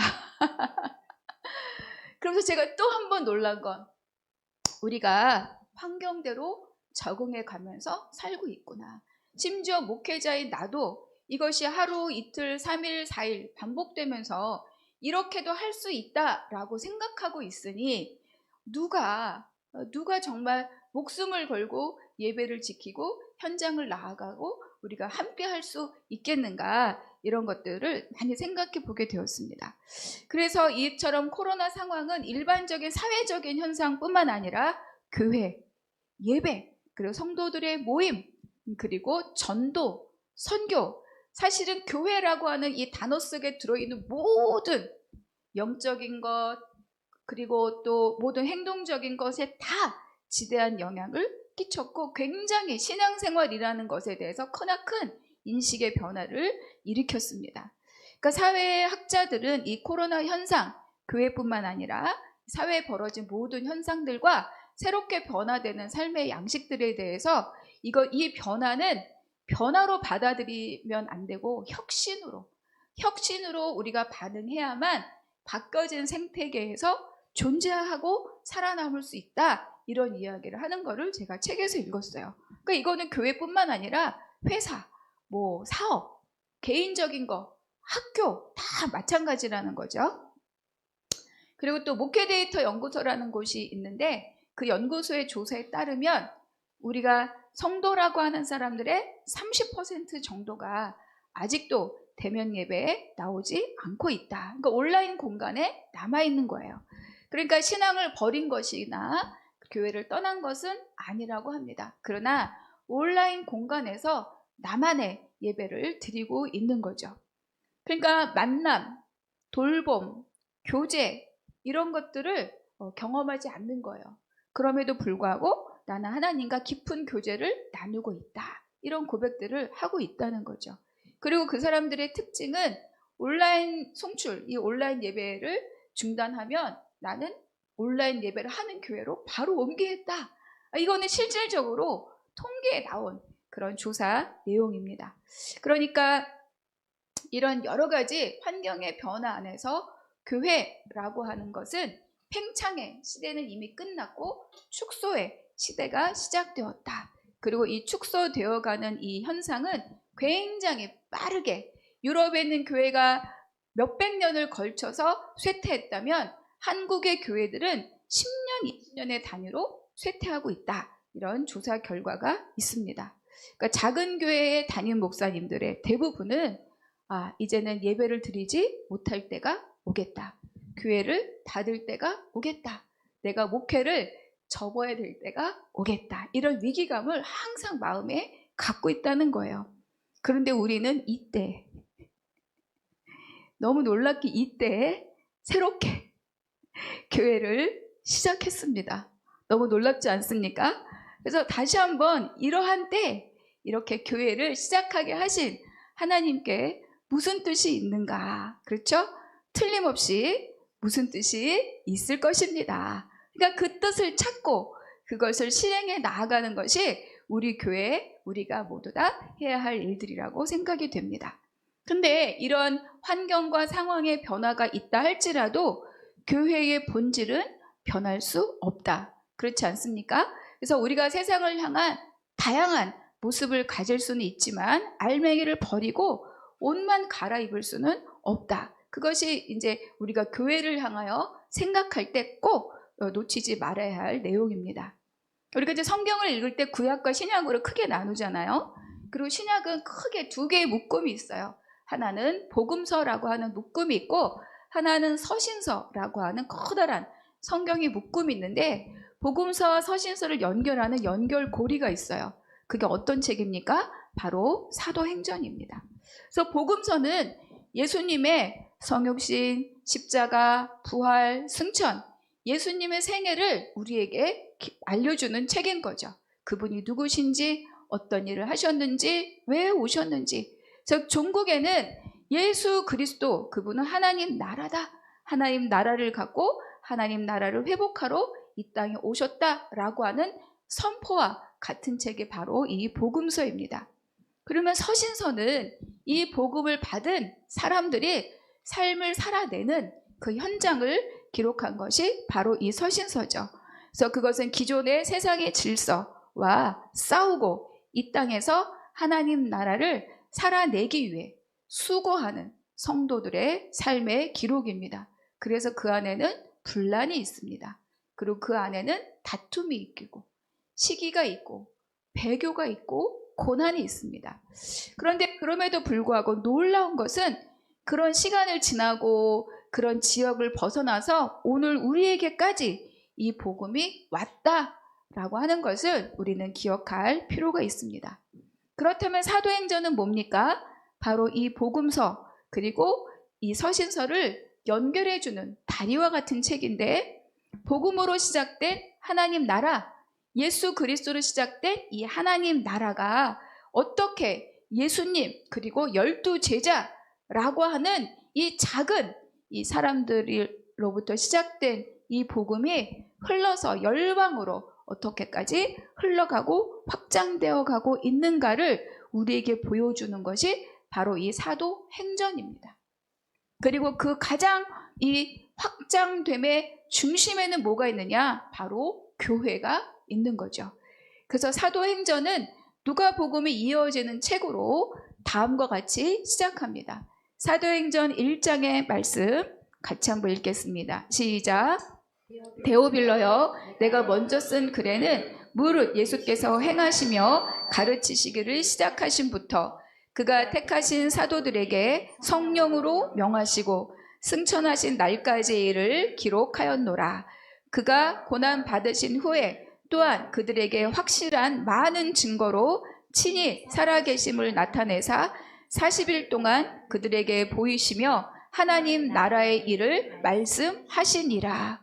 그러니까 앞에 예수님의 생애를 아주 간단하게 정리해주고 난 다음에 예수님이 부활하신 후 40일 동안 이 땅에 계셨다는 거예요. 그래서 많은 제자들에게 나타나 보이셨죠.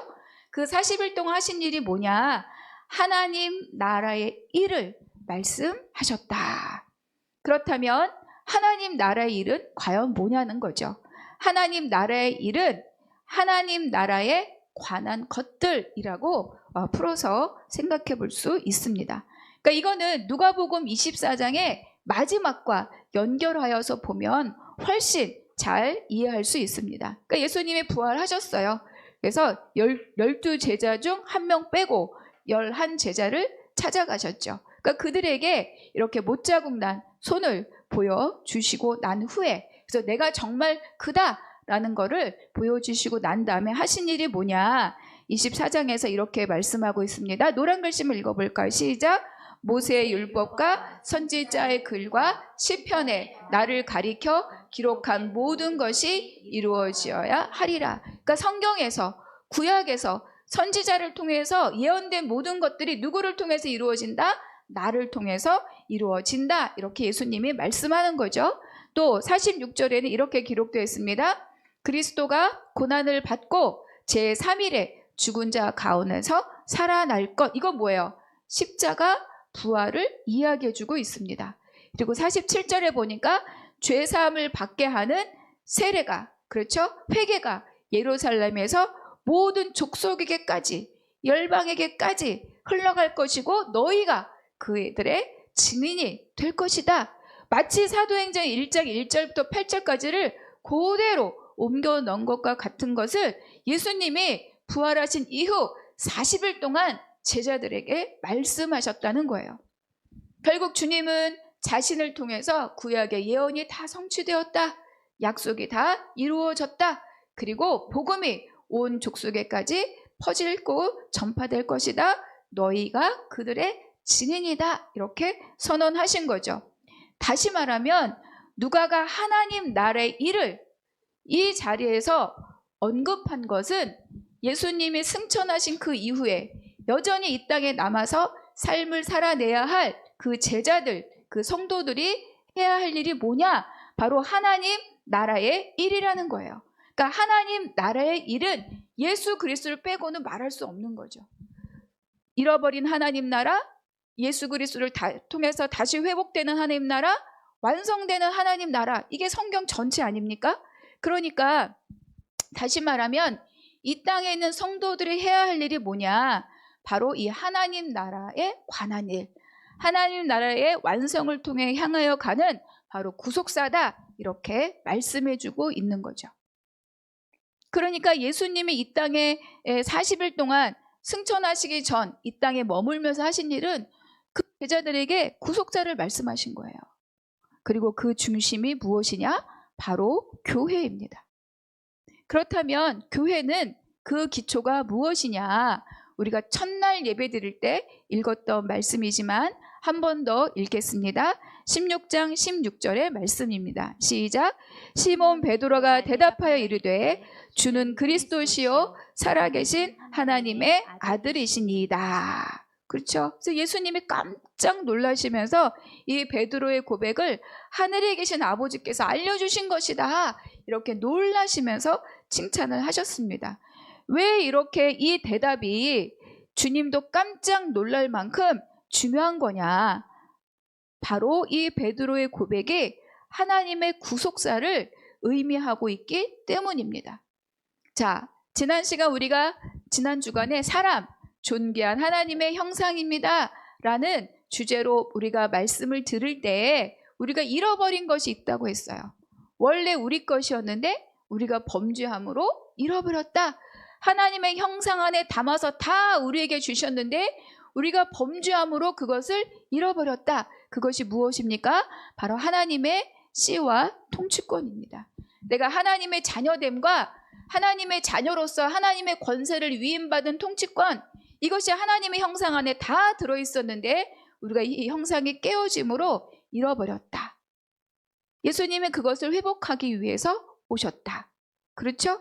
그 씨와 통치권의 온전함을 갖고 오신 분이 누구다? 바로 예수 그리스도시다. 그것을 말하고 있는 게 바로 이 16장 16절의 말씀인 거죠. 주는 그리스도시다. 주님은 다스리는 자, 통치권자입니다. 주님은 살아계신 하나님의 아들이시다. 주님은 하나님의 아들입니다. 하나님의 씨를 갖고 오신, 그 DNA를 갖고 오신 분입니다. 너무 놀랍지 않습니까? 그러니까 이 베드로가 어떻게 알았겠습니까? 하늘에 계신 내 아버지께서 너에게 지혜를 주신 것이다. 예수님이 놀랄만도 하시죠. 그래서 바로 이 베드로의 고백은 예수님이 승천하시기 전에까지 제자들에게 말씀하셨던 이 구속사를 이야기하는 것이기 때문에 우리는 이것을 놀라운 신앙의 고백이라고 하죠. 그래서 교회는 이 그리스도에 대한 이 고백을 갖고 있어야 하고 이것을 배우고 이것을 가르쳐야 합니다. 여러분, 교회에 나눔이 있고 교제가 있고 즐거움이 있을 수 있지만 바로 이 고백에 대한 선포 그리고 이것에 대한 가르침, 이것이 무엇을 말하고 있는지 알지 못한다면 교회로서의 온전한 하나님의 합한 기능을 할 수가 없습니다. 내가 경험하고 내가 인식한 예수님을 말하는 것이 아니라 성경에서 말씀으로 선포되고 증언된 예수 그리스도를 고백하는 것이 바로 교회이어야 하는 거죠. 왜 그렇습니까? 교회가 하나님 나라와 구속사를 알지 못하면 세상과 구별될 수 없기 때문인 거죠. 사람들은 많은 것들을 경험합니다. 그 경험을 통해서 자기의 가치 체계가 세워지는 거죠. 근데 여기 계신 우리 모든 성도님들도 각자 다른 경험을 갖고 있어요. 그러면 각자 가치관이 다르다는 거죠. 그것을 하나로 묶어서 일치시킬 수 있는 것이 뭐냐? 바로 이 예수 그리스도에 대한 고백이에요. 근데 이것이 없다면, 이것을 배우지 않고 가르치지 않고 선포하고 있지 않다면 우리는 몸으로 하나가 될 수 없다는 거죠. 결국은 자기가 경험한 대로 자기 기준대로 신앙생활을 할 수밖에 없기 때문입니다. 그래서 교회는 반드시 하나님 나라와 그 구속사를 배우고 가르치고 선포해야 됩니다. 그렇다면 이 고백이 이어 세워진 이 교회는 어떤 공동체인가? 우리가 16장 이어서 18절과 19절 함께 읽겠습니다. 시작. 또 내가 네게 이르노니 너는 베드로라. 내가 이 반석 위에 내 교회를 세우리니 음부의 권세가 이기지 못하리라. 내가 천국 열쇠를 네게 주리니 내가 땅에서 무엇이든지 매면 하늘에서도 매일 것이요 내가 땅에서 무엇이든지 풀면 하늘에서도 풀리리라 하시고, 여기서 주님이 내 교회다 이렇게 말씀하셨어요. 그러니까 교회는 예수님에 대한 신앙 고백을 기초로 하고 그 예수님에 의해서 확립된, 확정된, 세워진 공동체가 바로 교회라고 하는 거죠. 그러니까 예수님은 내 교회다 이렇게 말씀하고 있어요. 여러분, 한나무 교회도 누구의 교회입니까? 예수님의 교회입니다. 왜냐하면 우리는 놀라운 베드로의 신앙 고백을 우리도 동일하게 고백하고 선포하기 때문인 거죠. 그리고 교회라고 번역된 이 에클레시아는 뭐냐? 불러냈다는 뜻을 갖고 있어요. 그래서 세상의 무리로부터 하나님의 백성으로 불러낸 자들, 하나님의 부르심을 받은 자들이 바로 이 교회다 이렇게 말할 수 있습니다. 그래서 교회는 능력의 공동체입니다. 저 교회에 대해서 예수님이 무엇이라고 말씀하고 있습니까? 음부의 권세가 이기지 못하리라. 음부의 권세의 가장 최고치는 바로 사망입니다. 우리가 하나님을 떠남으로 얻은 징계의 증거가 뭐죠? 바로 사망이죠. 그러니까 예수님은 바로 이 사망 권세를 이기고 깨뜨리고 부활 승천하셨기 때문에 더 이상 그 어떤 것도 교회를 회방하거나 교회를 깨뜨릴 수 없다. 이것이 음부의 권세가 이기지 못한다라고 하는 예수님의 선언 가운데 들어가 있는 거죠. 그리고 천국 열쇠를 내게 주겠다. 권세를 주는 겁니다. 예수님은 우리에게 이것을 해라, 전하라, 먹이라, 살리라 만 명령하신 것이 아니라 그것을 마땅히 감당할 수 있는 우리에게 권세도 주셨는데 그것이 무엇입니까? 바로 천국 열쇠인 거죠. 교회를 열고 닫을 수 있는, 천국을 열고 닫을 수 있는, 하나님을 대신하여 대행할 수 있는 그 권세를 우리에게 주셨다. 그런데 사탄은 이미 그 예수 그리스도의 십자가 부활 승천이 그 머리가 다 깨졌어요. 창세기 3장 15절의 말씀이 이미 다 완수된 거죠. 그렇기 때문에 이 사탄은 예수님의 교회를 직접 대적할 수 없습니다. 그러나 그 교회를 이루고 있는 사람들, 그 사람들을 통해서 교회를 회방하려고 합니다. 세상 이야기를 갖고 오게 하고 세상의 탐욕을 들고 오게 하고 내 이기적인 열심을 갖고 오게 하고 내 경험을 갖고 오게 하고, 그래서 교회가 난리가 나는 그 본이 무엇입니까? 그 본이 바로 서신서입니다. 여러분, 거기에 얼마나 큰 은혜가 있습니까?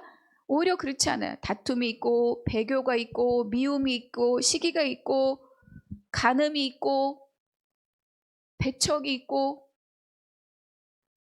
그런데도 교회가 오는 거죠.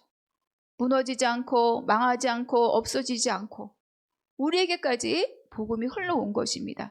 그것이 바로 예수님의 능력인 거죠. 그래서 우리는 이 교회 안에 있는 사람으로서 가장 먼저 해야 될 일이 무엇입니까? 바로 예배해야 됩니다. 예배는 오직 하나님의 왕이심을 선언하고 그 왕이신 하나님 앞에 무릎 꿇는 게 예배입니다. 우리가 첫 찬양으로 왕이신 나의 하나님을 부르는 이유가 바로 그것이에요. 저도 집에서 눈을 뜨고 가장 먼저 부르는 찬양이 왕이신 나의 하나님입니다. 내가 오늘 어떻게 살지 모르기 때문에, 내가 나의 것으로 인해서 어떻게 밟지 않아야 될 땅을 밟을지, 만지지 않아야 될 것을 만질지, 내가 하지 않아야 될 것을 할지, 해야 될 것을 하지 않을지 내가 모르기 때문에 가장 먼저 선포하는 것이 왕이신 나의 하나님. 그러니까 예배 가운데에서 나를 엎드리고 무릎 꿇고 모든 행함이 하나님의 주권 아래에 있다라고 선포하는 것이 바로 예배인 거죠. 그리고 두 번째 할 일이 무엇입니까? 말씀을 읽고 배워야 됩니다. 말씀을 읽고 배운다는 것은 하나님의 원칙을 내가 아는 거예요. 여러분, 호주에 가면 운전대 반대에 있는데 내가 한국에서 운전하듯이 하면 바로 어떻게 돼요? 바로 경찰 따라옵니다. 바로 따라와요. 속도 정해져 있는데 속도 지키지 않으면 바로 스티커 날라오죠. 제가 이 동탄에 주민등록도 이전하기 전에 제가 세금부터 냈습니다. 속도 위반으로. 30km인데 모르고 지나간 거예요. 너무 30km 많잖아요. 근데 바로 제가 살던 집으로 날라오더라고요.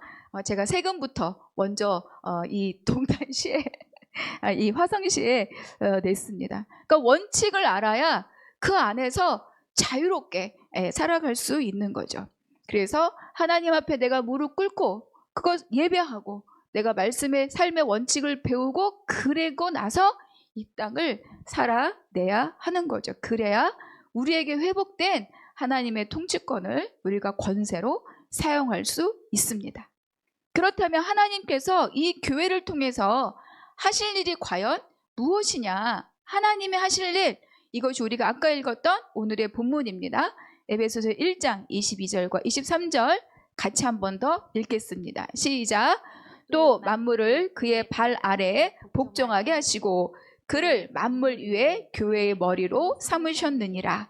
교회는 그의 몸이니 만물 안에서 만물을 충만하게 하시는 이의 충만함이니라.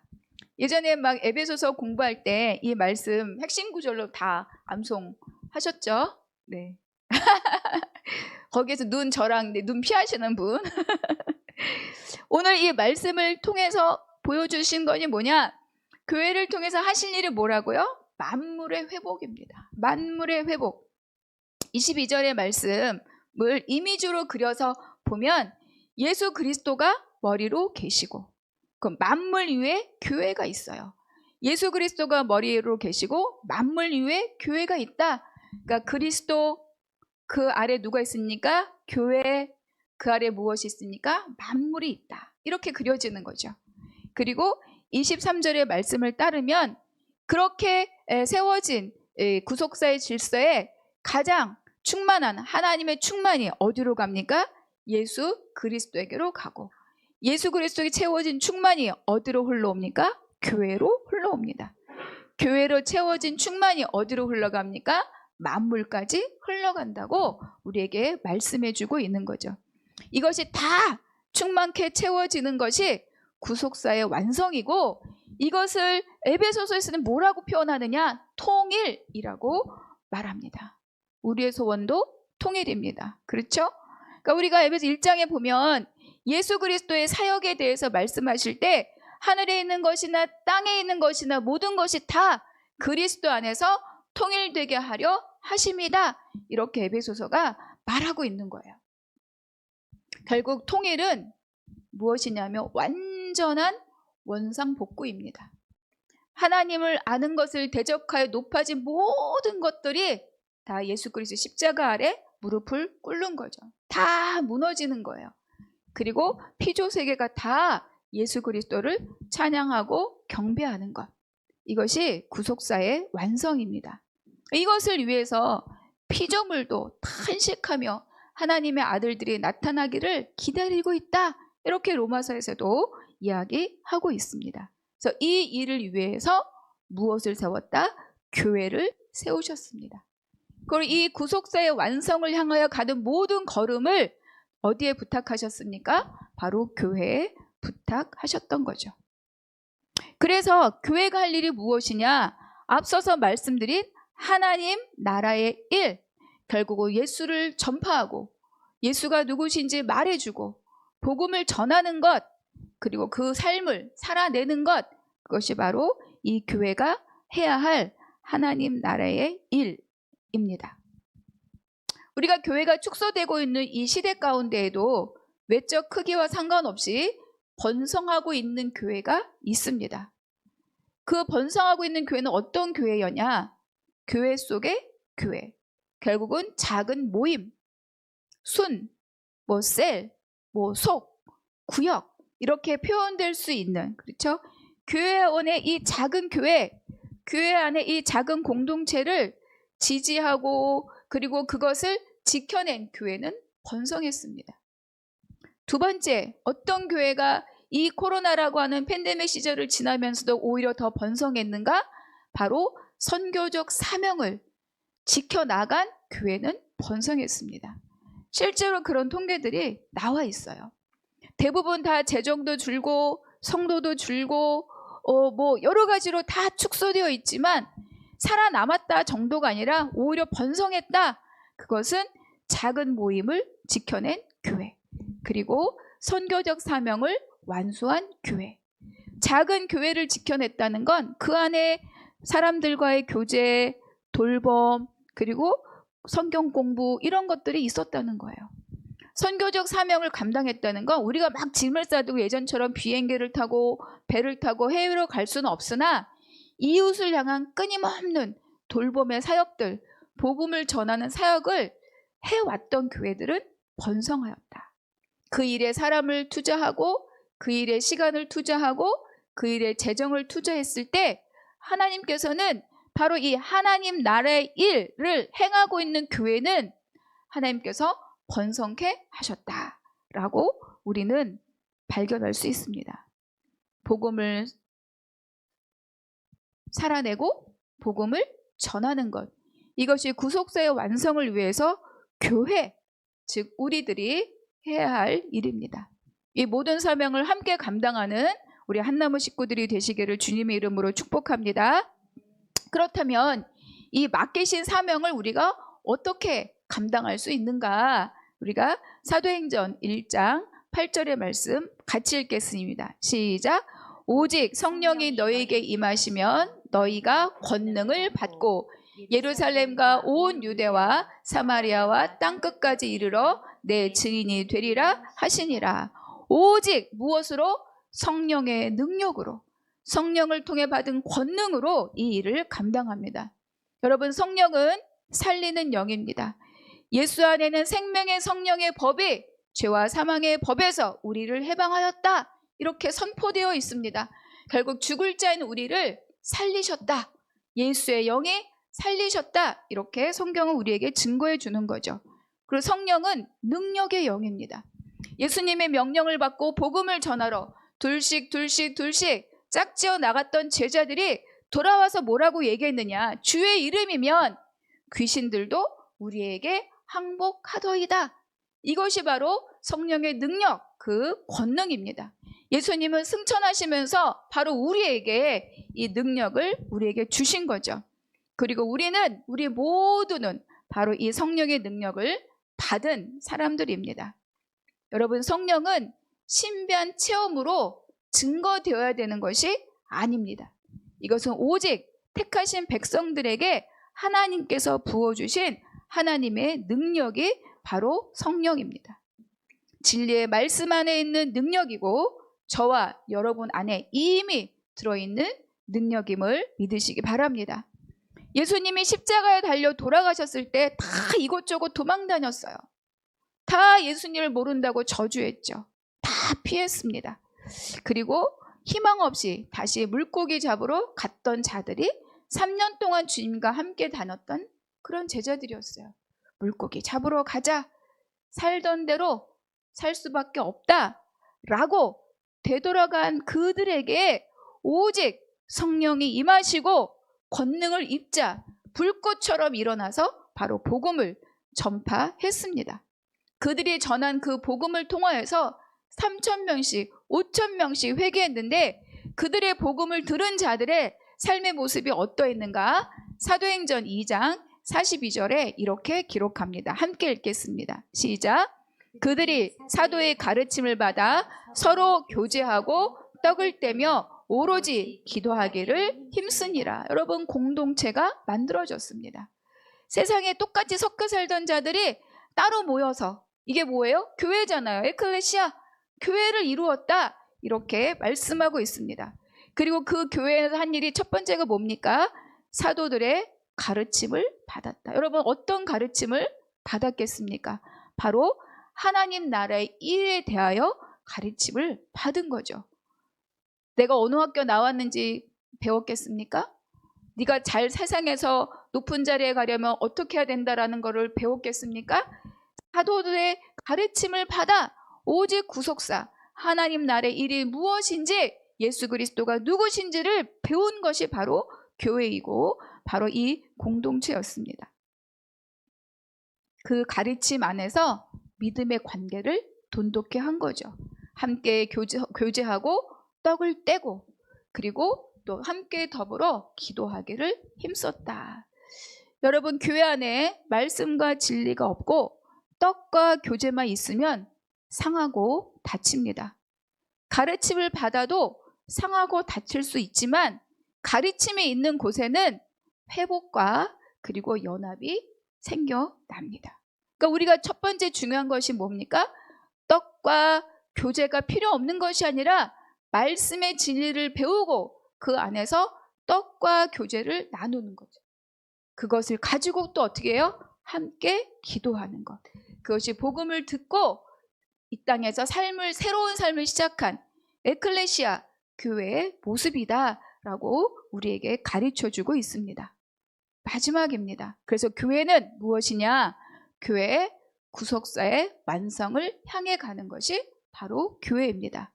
우리 에베소서 6장의 말씀, 길지만 한번 함께 읽겠습니다. 시작. 끝으로 너희가 주 안에서와 그 힘의 능력으로 강건해지고 마귀의 간계를 능히 대적하기 위하여 하나님의 전신갑주를 입으라. 우리의 씨름은 혈과 육을 상대하는 것이 아니요 통치자들과 권세들과 이 세상의 주관자들과 하늘에 있는 악의 영들을 상대함이라. 혈과 육, 나 신경질 나게 하는 그 사람, 나 불편하게 하는 저 사람, 이 사람이 내 싸움의 대상이 아니라는 거예요. 우리의 싸움의 대상은 그 사람을 건드려서 그렇게 만들어내고 있는 통치자들과 권세들과 이 세상의 어둠의 주관자들을 상대하는 거다. 그러니까 내 의지로, 내 어떤 예의로, 내 매너로, 내 학벌로 감당할 수 있습니까? 없습니까? 못한다. 그렇기 때문에 그의 힘의 능력으로 강건해지고 하나님의 전신 갑주를 입으라. 이렇게 우리에게 마지막 부탁을 하고 있는 거죠. 그러니까 마귀가 하는 일은 뭐냐? 우리가 한 몸 되는 것을 방해하고 만물의 통일을 회방하는 것이 바로 이 마귀가 하는 일입니다. 그러니까 그의 계략은 궁극적으로는 성공할 수 없어요. 왜냐하면 음부의 권세가 이기지 못하기 때문에. 그럼에도 불구하고 우리의 연약함을 틈타서 하나님 나라가 강건해지고 세워지는 것을 회방할 수는 있다. 늦추고 그것에 또 서로 부대끼면서 서로를 적으로 삼고 뭐죠? 아군 폭격. 왜 갑자기 아군 폭격하도록 만드는 것이 사탄의 계략이다. 우리가 연약하면 무장하지 않으면 그것에 넘어갈 수 있다. 그래서 교회인 우리를 통해 하나님의 구속사가 완성되기를 향하여 갈 때 우리가 할 일은 전쟁을 위해서 어떻게 해요? 무장하는 일입니다. 그래서 우리 한나무 교회는 말씀으로 무장하는 교회가 될 것입니다. 기도로 무장하는 교회가 될 것입니다. 또 사람을 살리기 위해서 이웃을 향하여 손을 내미는 교회가 될 것입니다. 이 일에 한 몸이 되어서 하나님의 부요를 함께 누리는 우리 모든 한나무교회 성도님들이 되시기를 주님의 이름으로 축복합니다. 아멘.